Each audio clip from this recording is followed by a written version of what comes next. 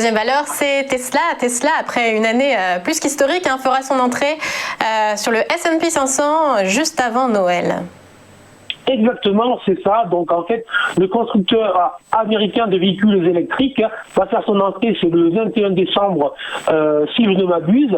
Alors déjà, on avait eu donc une alerte, si je puis dire, c'était au mois de juillet, sur le fait que la valeur devait entrer au S&P 500. Ça n'avait pas été le cas. Alors donc pour rappel, je vous rappelle les critères pour entrer dans le S&P 500. Il faut avoir plus de 4 trimestres consécutifs de profit, ce qui est le cas désormais pour l'action. Il faut avoir une capitalisation supérieure à 8 milliards de dollars. Alors Tesla, c'est plus de 50 fois ça, donc voilà, là on y est aussi. Et il faut avoir un gros niveau élevé de liquidité, c'est une des valeurs les plus traitées, donc il n'y a aucun souci. Bon, voilà pour ce qu'a fait l'actualité sur le titre. Maintenant, sur le plan graphique, et on le voit très bien, là aussi, on voit que la valeur évolue dans une phase, là aussi, de range. Alors, c'est un range très large, c'est un range entre les 500 dollars qui ont été touchés fin août et les 330 qui ont été touchés très rapidement en 5-6 séances début septembre. Depuis, la valeur évolue dans une phase en triangle qu'on appelle, avec une zone intermédiaire résistance horizontale sur les 462 dollars et une zone support oblique haussière que l'on voit aussi donc très bien.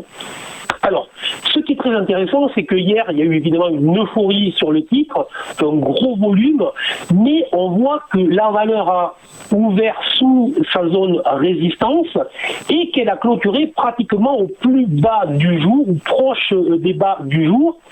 Autrement dit, même si hier, il y a eu une hausse de plus de 8%, donc une très forte hausse avec un gros volume, la valeur a ouvert sur des points hauts et clôturé proche de ses bas, et elle l'a fait sous un niveau résistant. Donc plutôt une alerte, plutôt une méfiance qu'il faut avoir.